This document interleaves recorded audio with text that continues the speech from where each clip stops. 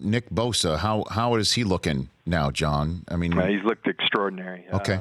Throughout our offseason, he did have a little hiccup with his hammy. He strained it in the OTAs, but he's come back, and we're managing him, making sure that it's 100%, and building him back into the action. But from day one, he was doing at this level what we anticipated that he would do, what he always did in college, and that's when he's on the field, he wins. And whether it's the run game, the pass game, he's a very complete and polished football player.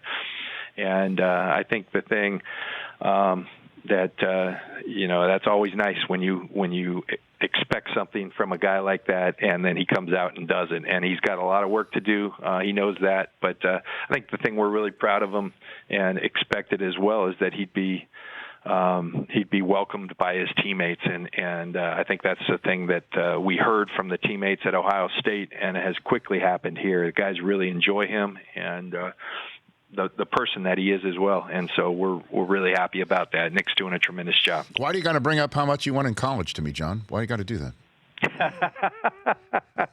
No, I'm talking personally. Oh, okay. And as a team, but all right, I remember I we thought were you at and I Rose were Bowl. good. I thought you were good. I don't understand. We were at Rose Bowl practice. This was actually something where and Nick Bosa happened fortuitously to show up. We were down watching Ohio State. They've got obviously a ton of talent.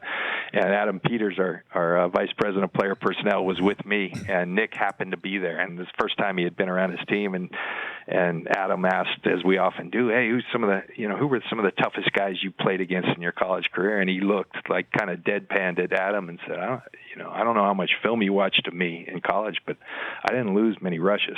Yeah. So it was just straight up, and I said, he's right. He's got a point. Yeah. How quickly did you put his name in after Kyler Murray was selected? Pretty quickly. By that point, we were very convicted. Yeah.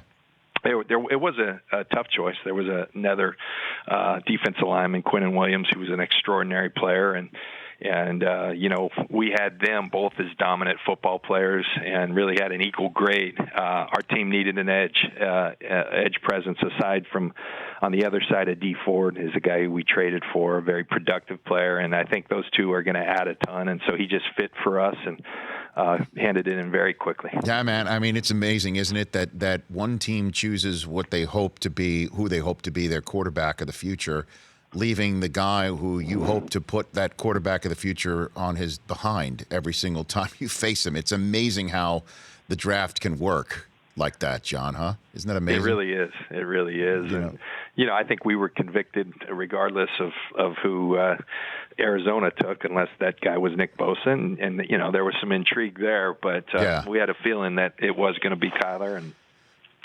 it's a great challenge. You look in our division now. You got Goff, you got Russell Wilson, and you got Kyler, who's coming in here, and it's going to make for some fun football. It is the NFC West. For more of the Rich Eisen Show, tune to Audience Channel 239 on DirecTV for free on BR Live, or download the Rich Eisen Show app.